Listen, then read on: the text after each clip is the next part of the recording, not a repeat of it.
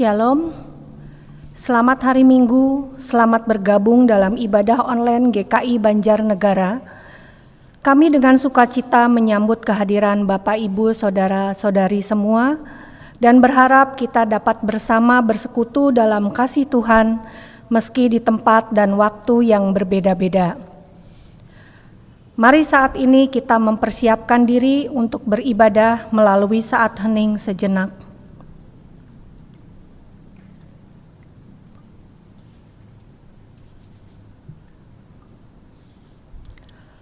Marilah kita memulai ibadah kita dengan litani panggilan beribadah. Bersorak-soraklah bagi Tuhan, hai seluruh bumi. Beribadahlah kepada Tuhan dengan sukacita. Terpujilah Dia yang menyelamatkan. Dialah yang menjadikan kita dan punya Dialah kita. Masuklah melalui pintu gerbangnya dengan nyanyian syukur. Ke dalam pelatarannya dengan puji-pujian. Sebab Tuhan itu baik. Kasih setianya untuk selama-lamanya.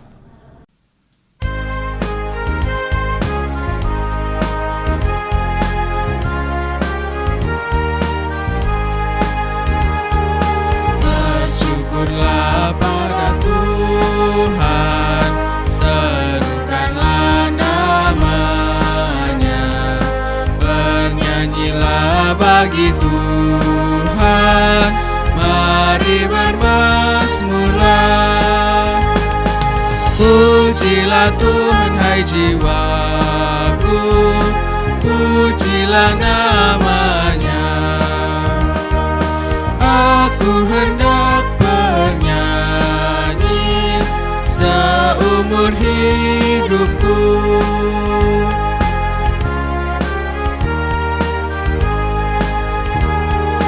Hatiku siap ya Tuhan, bernyanyi dan bermazmur, karena Engkau maha baik, setia dan benar. Pujilah Tuhan hai jiwaku, pujilah namanya. Aku hendak bernyanyi seumur hidupku.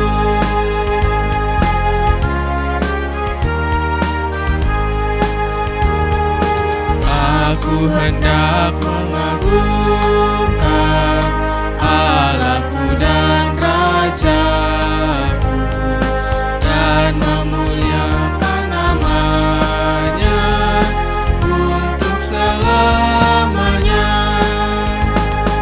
Pujilah Tuhan hai jiwaku, pujilah namanya.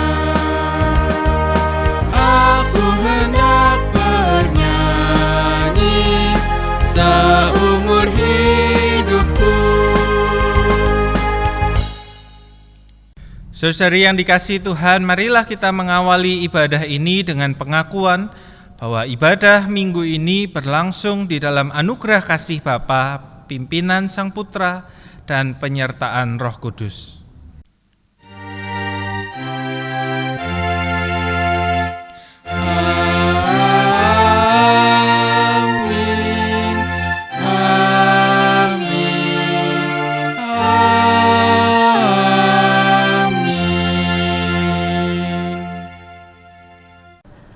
Mari kita berdoa.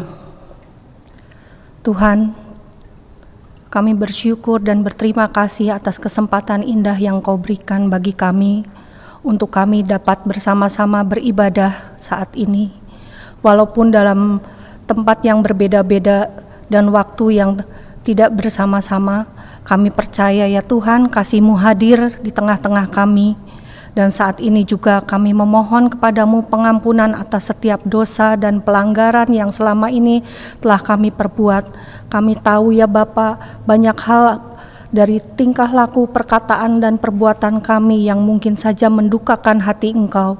Dan saat ini dengan segala kerendahan hati, kami memohon ampun kepadamu ya Tuhan. Ampuni segala dosa dan pelanggaran kami. Dan kami juga percaya Bapa bahwa Engkau akan senantiasa memimpin langkah kami untuk kami dapat menjadi pribadi yang lebih baik lagi. Di dalam nama Tuhan Yesus Sang Penebus dosa kami berdoa. Amin.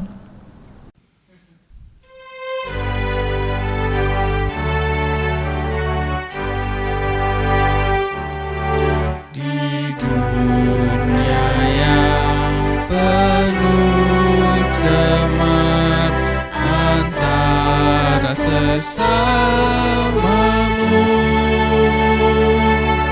hiduplah saleh dan benar, nyatakan Yesus dalammu. Nyatakan Yesus dalammu. Nyatakan Yesus dalammu. Sampaikan firman dengan hati teguh. Nyatakan Yesus dalammu.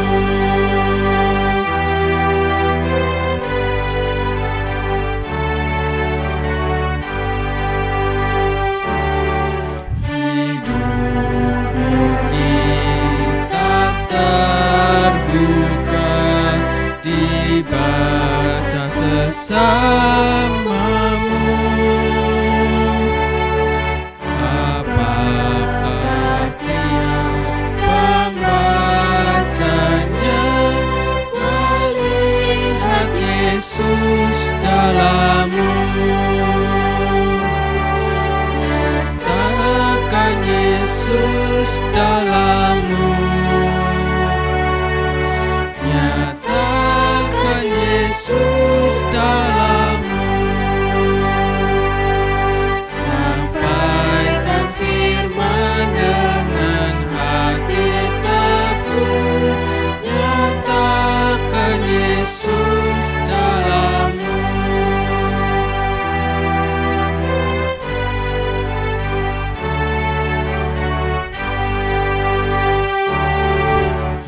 Hiduplah kini baginya, berjiwa tetap teguh. Bimbinglah orang tercela, melihat Yesus dalammu. Nyatakan Yesus dalammu. Nyatakan Yesus dalammu. Sampaikan firman dengan hati teguh. Nyatakan Yesus dalammu. Saudara-saudari yang dikasihi Tuhan, marilah kita bersatu di dalam doa untuk mempersiapkan diri menyambut firman Tuhan. Mari kita berdoa. Tuhan Allah kami bersyukur atas segala cinta kasih Tuhan yang boleh kami rasakan hari demi hari. Kami saat ini mau datang Tuhan, duduk mendengarkan sabda firman-Mu. Kami rindu sapaan firman Tuhan. Kami rindu perjumpaan dengan Tuhan melalui firman, boleh menolong kami untuk menjalani kehidupan ini, boleh membawa kami bertumbuh di dalam iman percaya kami, sehingga kami juga boleh berbuah menjadi pohon-pohon dengan buah-buah yang dapat dinikmati oleh setiap orang yang berjumpa dengan kami. Kami memohon agar Roh Kudus yang tinggal di dalam hati setiap kami untuk bekerja, membukakan mata hati kami, membukakan pikiran kami, sehingga kami dapat sungguh-sungguh mengerti dan menghayati isi firman Tuhan. Terima kasih ya Bapa, inilah doa kami, di dalam nama Tuhan Yesus Kristus kami berdoa. Amin. Saudara yang dikasihi Tuhan, marilah kita bersama membuka Alkitab kita Kita membaca firman-Nya yang diambilkan dari Matius 9 ayatnya yang ke-35 sampai pasalnya yang ke-10 ayatnya yang ke-8.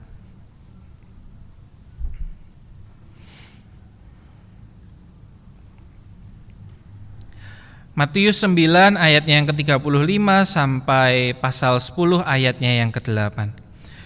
Demikianlah Yesus berkeliling ke semua kota dan desa. Ia mengajar dalam rumah-rumah ibadat dan memberitakan Injil kerajaan surga, serta melenyapkan segala penyakit dan kelemahan. Melihat orang banyak itu, tergeraklah hati Yesus oleh belas kasihan kepada mereka, karena mereka lelah dan terlantar, seperti domba yang tidak bergembala. Maka katanya kepada murid-muridnya, "Tuaian memang banyak, tetapi pekerja sedikit. Karena itu mintalah kepada Tuan yang empunya tuaian, supaya ia mengirimkan pekerja-pekerja untuk tuaian itu." Yesus memanggil ke-12 muridnya dan memberi kuasa kepada mereka untuk mengusir roh-roh jahat dan untuk melenyapkan segala penyakit dan segala kelemahan. Inilah nama ke-12 rasul itu.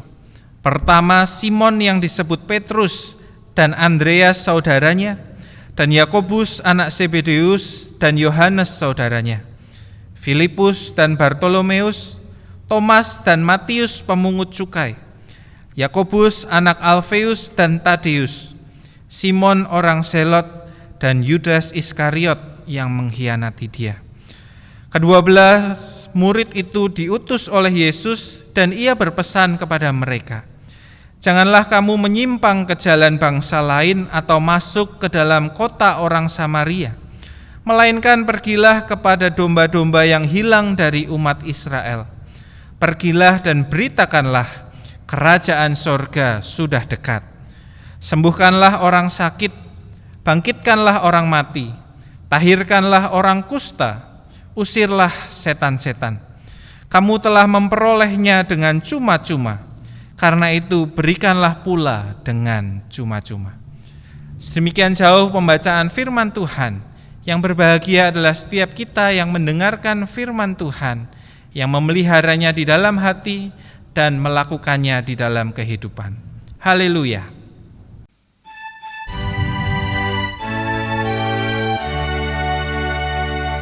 Haleluya, haleluya, haleluya.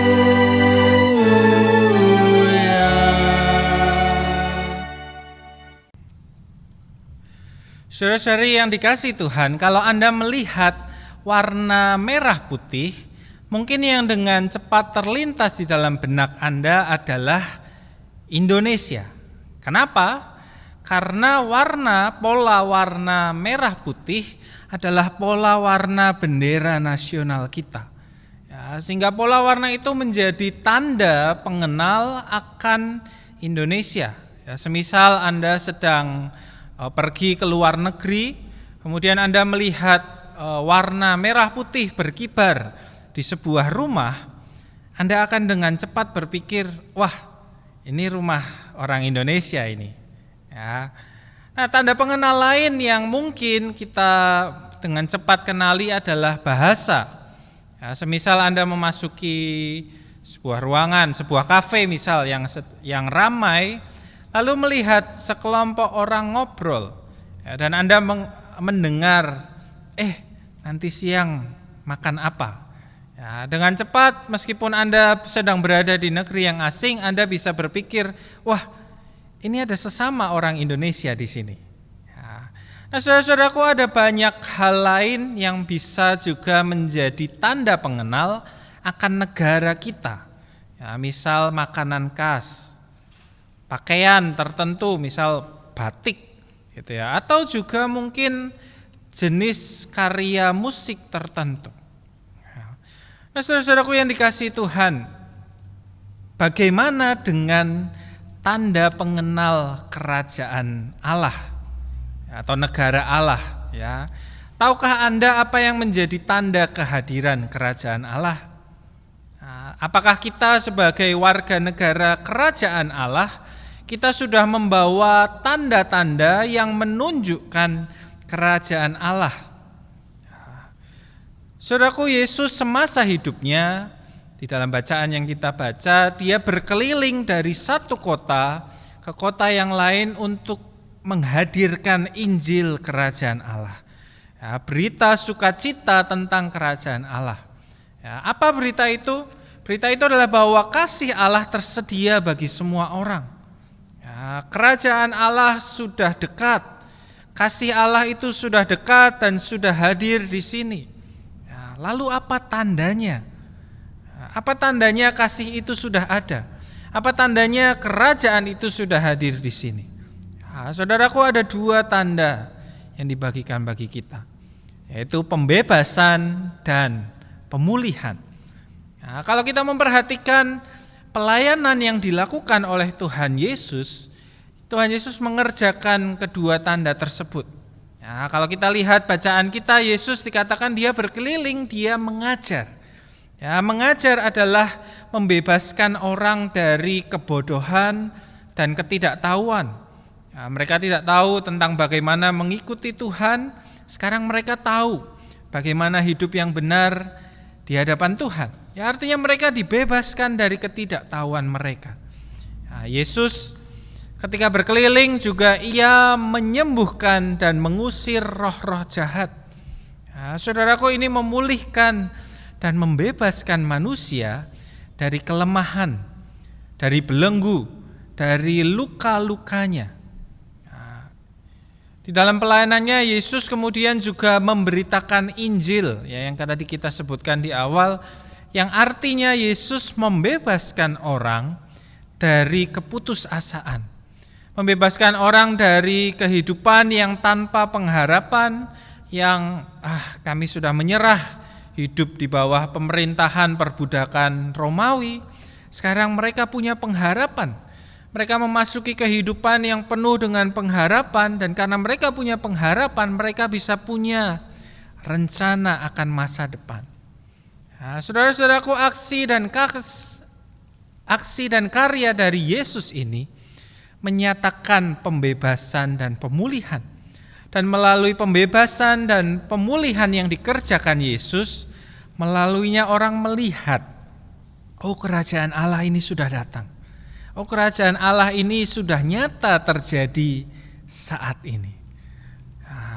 Saudara-saudaraku yang dikasihi Tuhan, Tuhan Yesus tidak berkarya sendirian.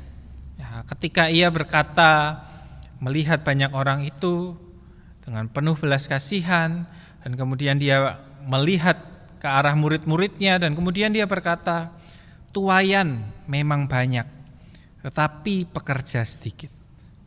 Ketika Yesus berkata demikian, ia melibatkan murid-muridnya untuk turut serta melayani.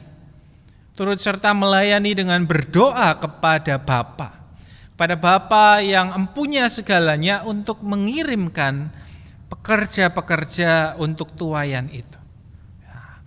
Saudaraku, aksi Yesus melibatkan murid-murid ini merupakan sebuah tanda tentang pola kerja kerajaan Allah. Kalau kita mau berbicara pola kerja kerajaan Allah terkait dengan tuaian dan pekerja.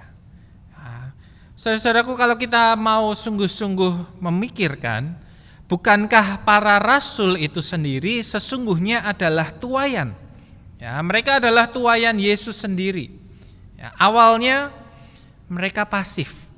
Awalnya mereka sekedar hadir, awalnya mereka sekedar mengikuti sang guru, melihat, mungkin memang sedang dalam taraf belajar. Mereka adalah tuaian yang sudah dituai, tapi mereka masih hanya ada begitu di situ saja. Tetapi menarik kalau kita perhatikan, setelah mereka meminta kepada Bapa, asumsinya adalah ketika Yesus kemudian menyuruh mereka berdoa, mereka pun kemudian berdoa. Mereka meminta kepada Bapa untuk mengirimkan pekerja-pekerja. Dan kalau kita lihat bagian pasal 10, maka kita lihat ada sebuah perubahan sikap pada diri murid-murid. Mereka menyadari kalau mereka meminta Allah untuk mengutus pekerja-pekerjanya, maka mereka pertama-tama juga harus membuka dan memberi dirinya untuk dipanggil dan diutus Tuhan menjadi pekerja. Ya, saudara-saudaraku, ini adalah sebuah mentalitas yang benar di dalam kerajaan Allah. Kalau kita membicarakan pola kerajaan Allah hadir di tengah-tengah dunia, ya, keterbukaan untuk membuka dan memberi diri, dipanggil, diutus menjadi pekerja. Ya, sayangnya adalah di dunia ini banyak orang yang mentalnya adalah ini aku, utuslah dia. Ya, ini aku, utuslah dia. Mungkin saudara pernah melihat atau mungkin saudara pernah menjadi orang yang demikian juga. Ya, orang yang ini aku, utuslah dia adalah orang yang melihat kondisi, melihat sekitar, kemudian dia berpikir, wah, kok kayak gini ya situasinya. Tuhan, kenapa situasinya seperti ini? Tuhan, tolong pulihkan gereja kami. Tuhan, tolong bebaskan kota kami. Tuhan, tolong benahi negeri kami. Ya, kirimkanlah pekerja-pekerjamu ya Tuhan. Ya, kirimkanlah Bapak Ibu Pendeta, kirimkanlah Bapak Ibu Majelis, doronglah si ini, doronglah si itu supaya mau melayani, supaya mau mengerjakan kehendak Tuhan. Ya, tetapi ketika Tuhan kemudian datang, mau mengutus dirinya, maka orang ini akan berkata, saya Tuhan? Waduh, jangan sayalah Tuhan, saya ini hanya tuayan, saya ini bisa apa ya? Biarlah saya ini tuayan ini tersusun rapi aja di gudang, berdiam diri aja di gudang, disimpan rapi-rapi baik-baik. Saudaraku, tidak bisa, ya. Itu bukan pola kerajaan Allah. Di dalam kerajaan Allah yang dicari adalah seperti yang diteladankan oleh para rasul. Orang-orang yang berkata, ini aku, utuslah aku. Ya, orang-orang yang dari tuayan yang sudah dituai menjadi pekerja yang kemudian menuai. Dari tuayan menjadi pekerja-pekerja Allah yang dengan ketulusan dan sukacita mau menghadirkan kerajaan Allah, mau menghadirkan tanda-tanda kerajaan Allah melalui karya pembebasan dan pemulihan di dalam hidupnya. Saudara-saudara, rindukah Anda menghadirkan pembebasan dan pemulihan di dalam hidup? Saudara-saudara, dalam seminar Zoom yang diberikan oleh Pendeta Yoas Adi Prasetya beberapa waktu yang lalu, ya, saya mengikutinya di situ. Ada sebuah istilah yang menggelitik saya. Ya, beliau berkata bahwa tolak ukur pelayanan kita, apakah sudah sejalan dengan visi kerajaan Allah, apakah kita sudah sungguh-sungguh menghadirkan kerajaan Allah, adalah yang disebut beliau dengan apakah pelayanan kita ini sudah life giving atau memberikan kehidupan. Nah, saya kira istilah life giving ini menangkap dengan baik karakteristik atau tanda kerajaan Allah yang ditunjukkan Yesus. Ya, ketika seseorang harusnya memiliki kehidupan yang utuh, bisa menikmati kehidupan yang utuh, rasanya dia akan sulit untuk mengalami demikian ketika hidupnya masih dibelenggu, masih diikat dengan luka-luka, masih diikat dengan ketidakadilan, dengan berbagai macam hal di dalam kehidupannya. Oleh karena itu saudara-saudara, pelayanan yang life giving, kalau kita mau menilai apakah pelayanan saya sudah life giving, artinya memikirkan apakah pelayanan yang saya berikan dapat membebaskan dan memulihkan pribadi yang berjumpa dengan saya. Adakah misal kata-kata saya menguatkan dan membebaskan sesama dari ketakutan, dari ketidakpercayaan dirinya, dari kepedihan yang dirasakannya akibat luka-luka masa lalu? Adakah uluran tangan saya menolong sesama dibawa keluar, dibebaskan dari situasi atau struktur atau kebiasaan yang mungkin merendahkan, tidak adil, bahkan jahat.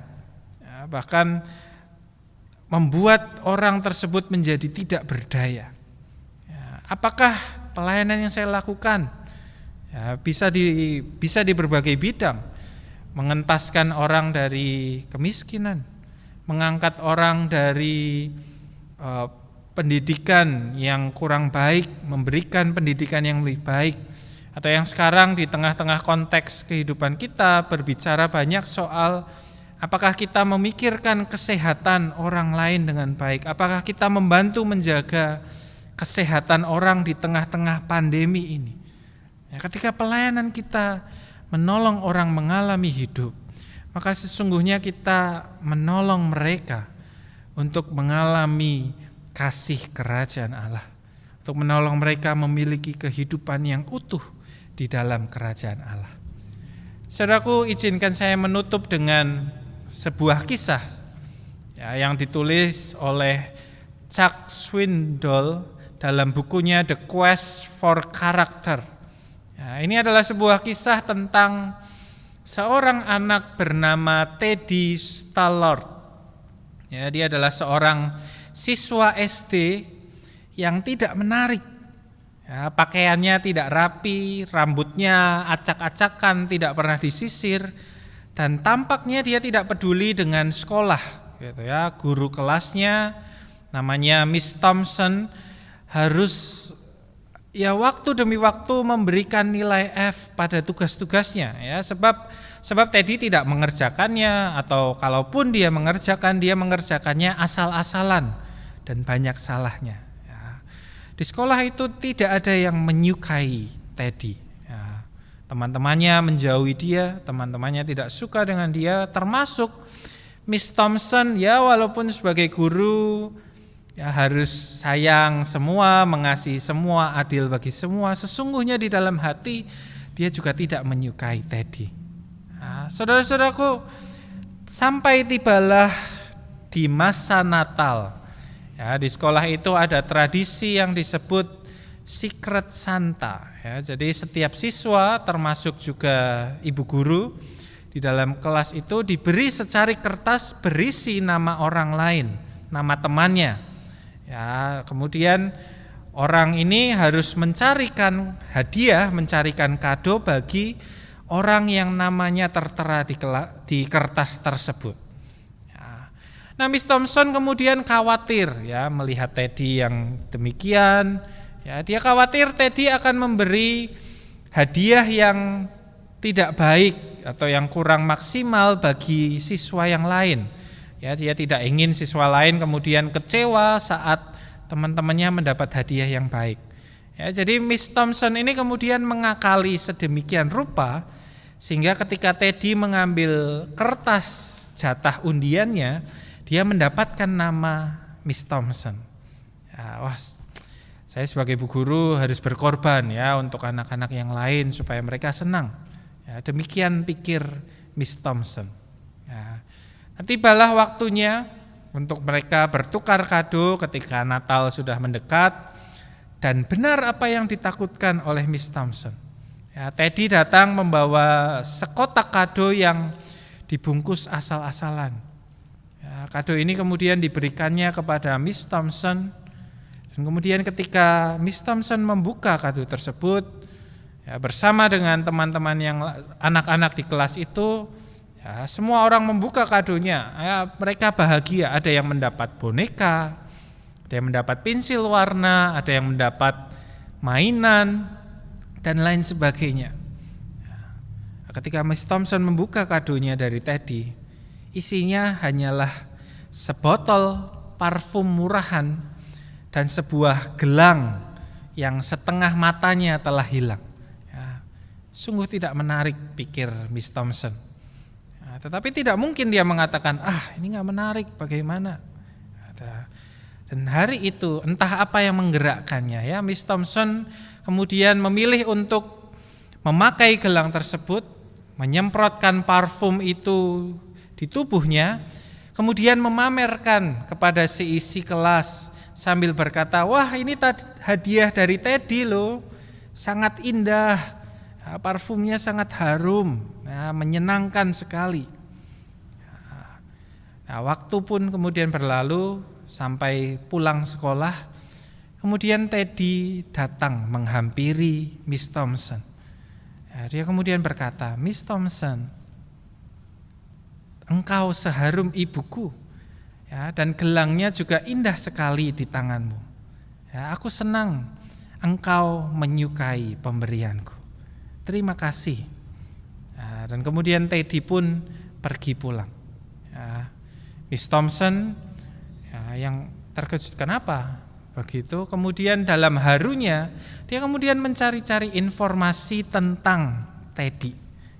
Ternyata baru dia tahu, tahun itu ibunya Teddy sakit keras, sehingga tidak ada yang dapat membantunya untuk belajar. Ayahnya tidak peduli dengan dirinya.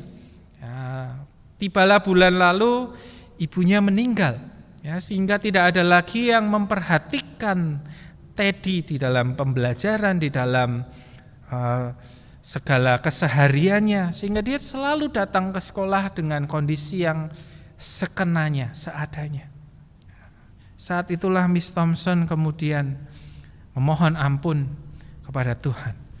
Dia berkata, "Tuhan, maafkan kalau aku selama ini tidak sungguh-sungguh mengasihi, mempedulikan anak ini. Aku sebagai guru tidak sungguh-sungguh mengasihi dia." Saudaraku, keesokan harinya sikap Miss Thompson pun kemudian berubah. Dia mulai lebih memperhatikan Teddy. Dia mulai menolongnya ekstra di dalam pelajaran yang sulit.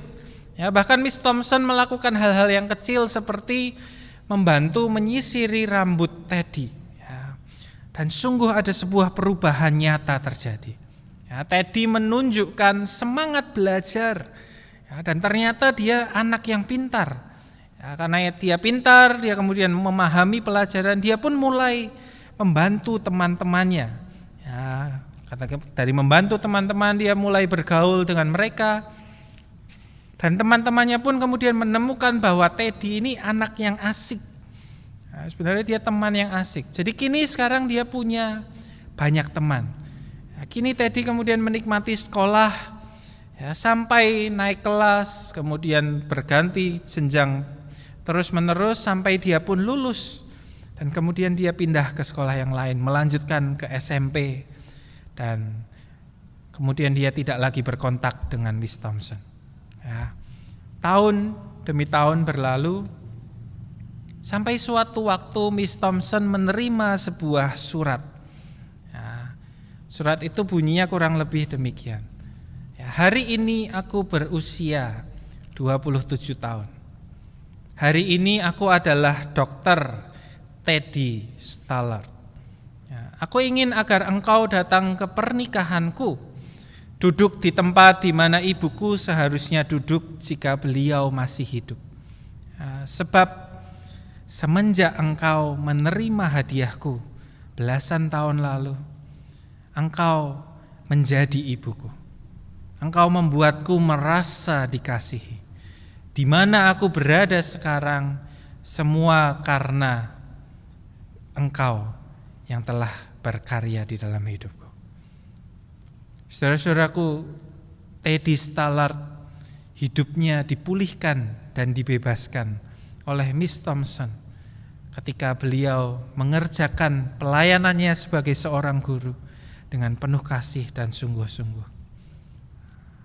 Saudara-saudaraku, mari kita nyatakan kerajaan Allah lewat hidup kita.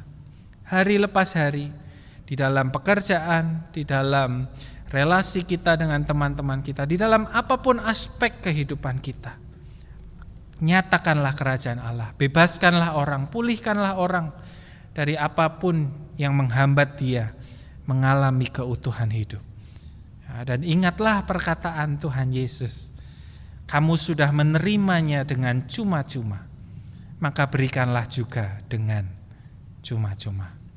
Kiranya Tuhan memberkati kita. Amin. Mari kita mengambil saat teduh sejenak.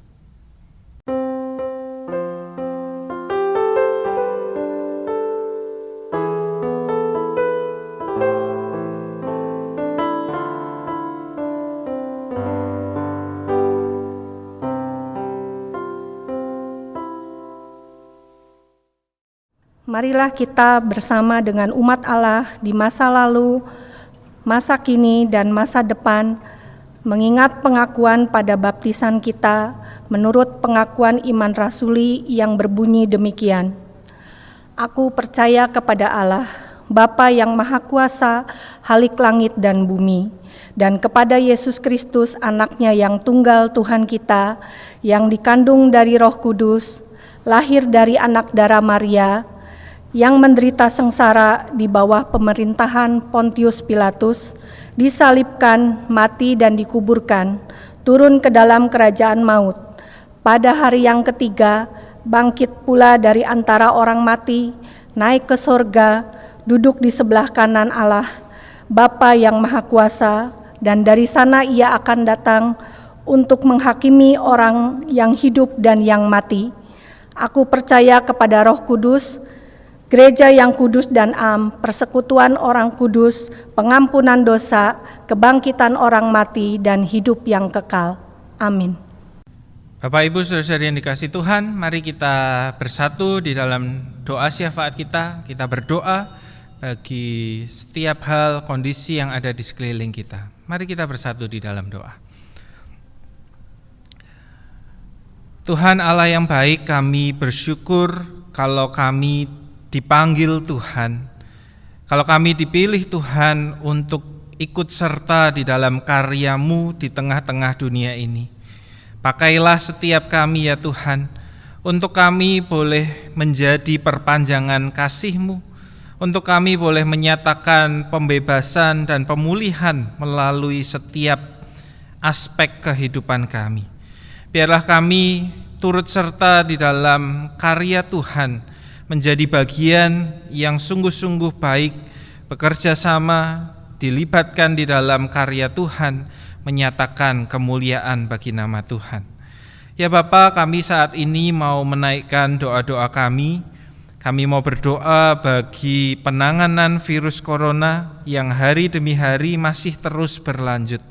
Kami percaya di tengah segala proses yang harus berlangsung, Tuhan hadir di sana, Tuhan memimpin di sana, Tuhan mendatangkan kekuatan, sukacita, kedamaian, serta semangat bagi setiap orang yang mengerjakan, menangani pasien, mengupayakan penemuan vaksin, ataupun mereka yang di dalam kondisi sakit dan bergumul dengan sakit yang dideritanya.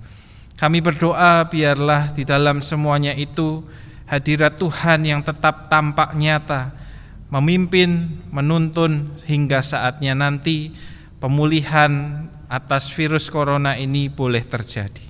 Kami mau berdoa juga bagi pemerintah kami yang menangani, mengeluarkan kebijakan yang harus mempertimbangkan segala aspek, segala segi kehidupan berbangsa dan bernegara. Kami tahu itu bukanlah tugas yang mudah, tetapi kami percaya di dalam pimpinan hikmat Tuhan, para pemimpin kami boleh memimpin bangsa ini keluar dari krisis, keluar dari persoalan ini dengan tetap baik. Kami berdoa untuk kebijakan new normal yang sedang diupayakan, biarlah segala implementasinya boleh berlangsung dengan baik. Kami berdoa supaya setiap masyarakat juga boleh memperhatikan dengan sungguh-sungguh protokol-protokol kesehatan yang harus dijaga, dan tidak hanya berpikir untuk bisa kembali keluar, untuk bisa kembali beraktivitas seperti biasa, tetapi juga mempertimbangkan kehidupan bagi banyak orang. Kami juga mau berdoa Tuhan bagi setiap anggota jemaat kami di tengah-tengah pergumulan, di tengah-tengah permasalahan hidup yang dijalani hari demi hari. Kami tidak tahu satu persatu setiap permasalahan yang dihadapi saudara-saudara kami. Tetapi kami mau Tuhan mendukung mereka di dalam doa, memohon Tuhan untuk boleh hadir menjadi sahabat yang mendampingi, menjadi sahabat yang menguatkan, menjadi sahabat yang memberikan nasihat dan tuntunan jalan keluar. Terima kasih ya Tuhan. Inilah doa-doa syafaat kami. Kami mau bawa di dalam nama Tuhan Yesus Kristus yang telah mengajarkan kami berdoa.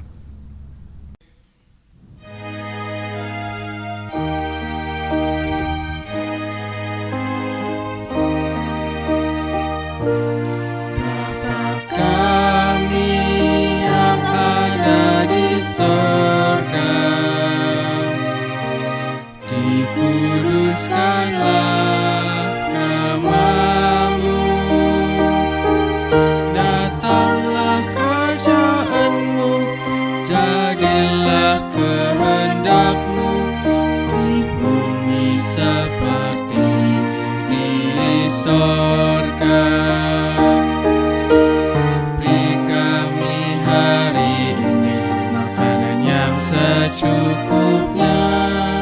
Ampuni salah kami, seperti kami ampuni yang bersalah pada kami. Jangan bawa kami dalam pencobaan, melainkan lepaskan kami dari yang jahat. Sebab Kaulah yang punya kerajaan dan kuasa dan kemuliaan sampai selama-lamanya. Amin. Amin.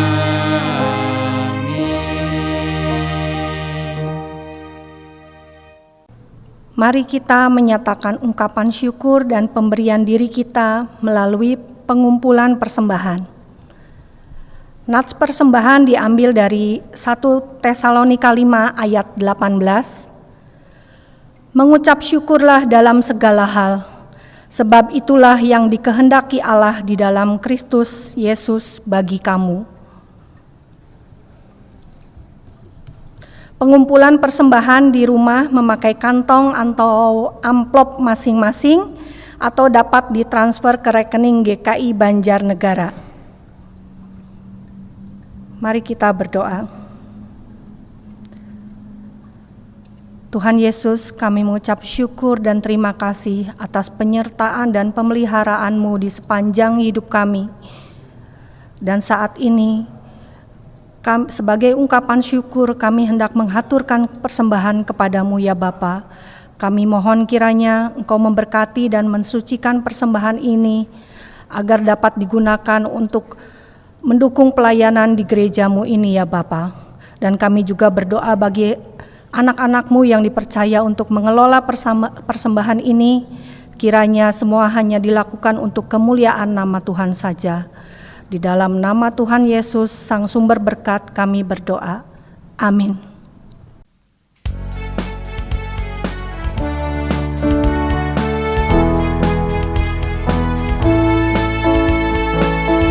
Telah lama ku cari-cari langkah hidup yang lebih pasti, hidup penuh kemenangan setiap hari. Suatu saat Yesus panggilku untuk jadi pekerja melayani, jadi saksi baginya. Bukan sembarang pekerja, Yesusku luar biasa. Dia raja segala raja, memanggilku menuai di ladangnya. Hanya anugerah semata, aku dipakai olehnya. Sungguh amat istimewa untuk jadi pekerja Kristus yang mulia.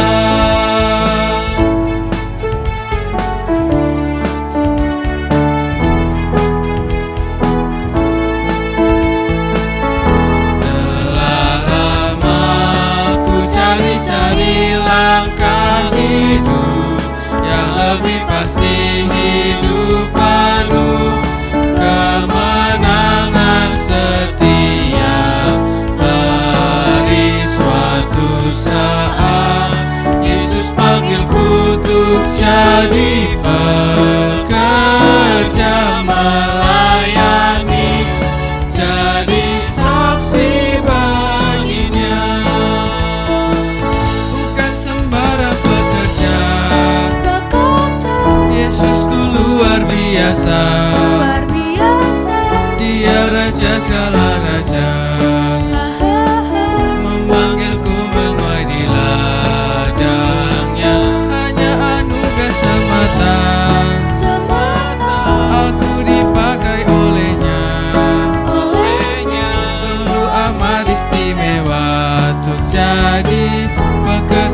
Yesus yang mulia.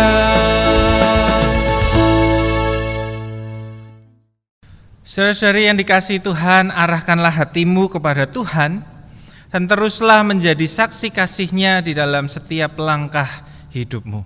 Kini terimalah berkat dari Tuhan. Kiranya Allah Sang Sumber kehidupan memenuhi kita dengan kasih, sukacita, dan damai sejahtera. Kiranya Allah Sang Sumber kekuatan melimpahi kita dengan hikmat dan kuasa untuk bersinar terang. Dan kiranya Allah Sang Sumber pengharapan melindungi dan menjaga kita kini dan selamanya. Amin.